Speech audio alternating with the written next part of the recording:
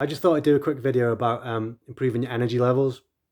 Um, First thing is improving your sleep. So, and by the way, this is going to be quite supplement based. I just found at the moment, supplements are helping me a lot. Ideally, I'd have a whole food diet and I wouldn't have any supplements, but this is what I'm using. So, it might not work for you, but this is what I'm doing. So, in the evenings, try and reduce my blue light exposure. So, I don't use my phone and things like that a couple of hours before I go to bed. Um, Doctor's best magnesium glycinate. If I take 3 or 4 of those in the evening, I fall asleep no problem. But if I've had too much caffeine or something, not always the case. So backup, there's glycine that I use. It's amino acid. It's meant to be safe and a healthy supplement to have anyway. It's good for relaxation in general. As my final backup, 5-HTP. Sounds like a chemical. I guess it is, but it's derived from a plant. I think it's from a seed. Increases the serotonin in your brain. And it helps you get to sleep really easily. I would say if you have a lot of it, it can upset your stomach. So start off, literally take a tiny bite out of a tablet, and that's usually enough to get me to sleep. Gives you weird dreams as well, which is cool. Other thing, breathing exercises. So breathing from your belly, belly breathing, reduces stress, and it's just good for getting to sleep in the evening. So breathe as you breathe in, your belly should go out, and as you breathe out, your belly should go in. A lot of people breathe from the chest, which is inefficient, and shallow breathing can give you anxiety, which can stop you from sleeping. So that's one good tip. Holotropic breathing or Wim Hof breathing I've been doing in the mornings as kind of part of meditation, focusing on my breath. Wim Hof, there's a guided one. If you just Google Wim Hof breathing technique, just search it on YouTube. That's really effective, especially if you do the cold showers as well. Good for vagus nerve stimulation. Holotropic breathing, you can meant to do it for hours to get a really intense experience, but if you just do it for 100 breaths or for a couple of minutes, it can be enough to make you feel energized. So I'm gonna have to give a demonstration. I don't want to, but so you breathe in. You're gonna do it for your mouth. So breathe in for 2, belly goes out. Fill up your lungs as much as you can, and then breathe out. Let the breath. You just let it go. And then I've been doing it through my nose, and I'm breathing out from my mouth. Do it for 100 breaths, and then I do feel really energized. I kind of feel like I did it before. I feel really energetic, but my eyes are still dead dry, so I kind of feel a bit funny. But yeah, it clears my sinuses as well. So you breathe in, so you don't want any gap between your inhale and exhale, so it's a continuous cycle. That's really good for energy levels. And back to foods and supplements. If you have a look at adaptogens, they're good because they're healthy. They're good for your immune system. Stuff like cordyceps mushrooms, Rhoda rosea, lion's mane mushroom. They're good for you. They're meant to reduce, help your body adapt to stress. Like if it's just stress, like sleep deprivation. The quality or the effectiveness does vary massively by the manufacturer. So if you have a look at reddit.com, you get some good recommendations on there. If you look under nootropics and nutrition and adaptogens, they've got forums for pretty much everything on there. So that's really good. And also, if you have a look at examine.com and selfhack.com for any supplements, they're all kind of research based.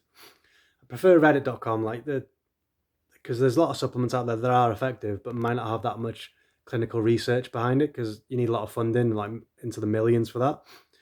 So I like to look at reddit.com. And if you can kind of,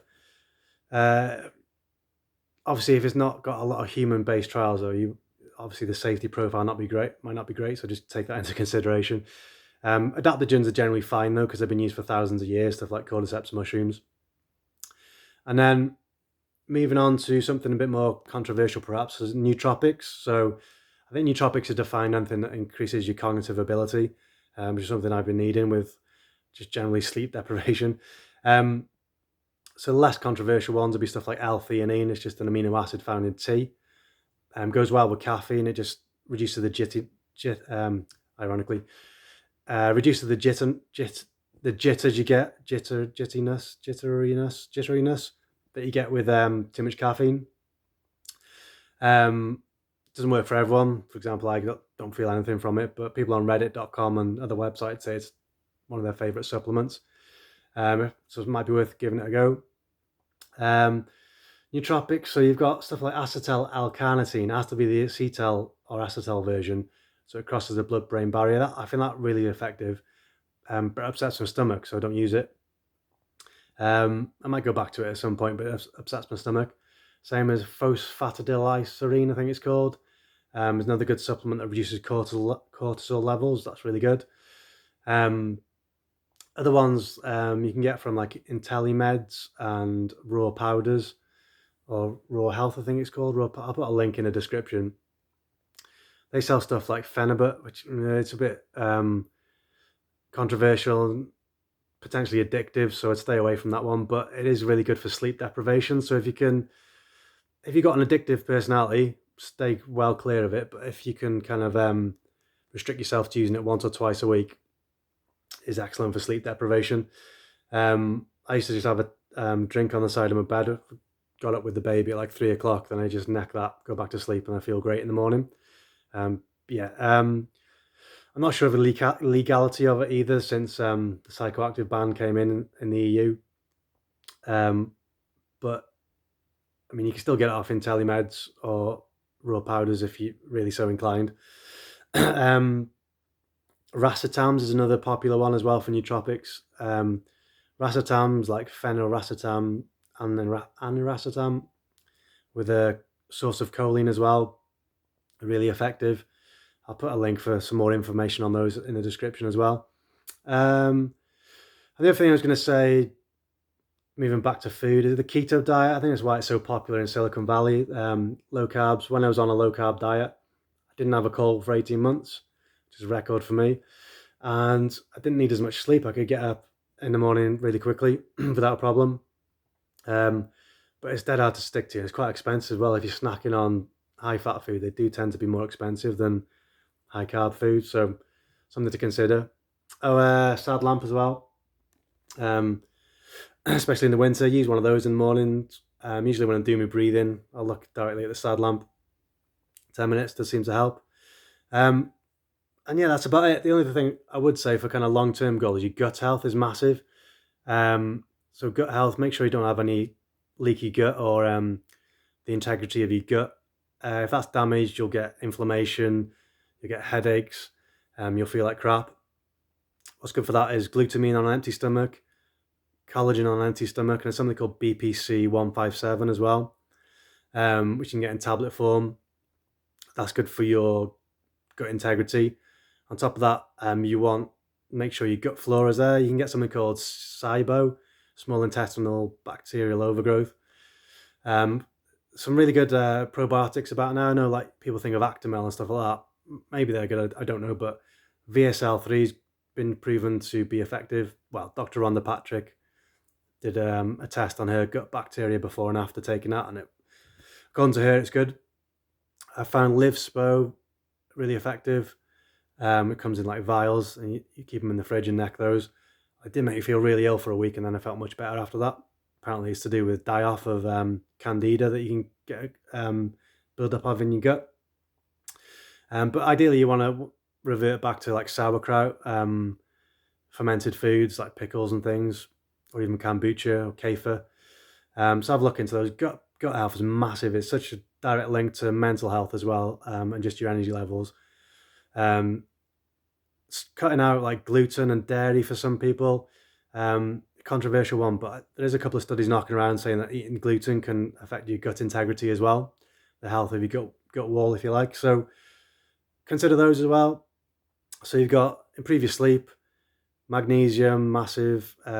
Epsom salts in the bath is helpful, or you can have an amino acid like glycine, and 5-HTP is good as well.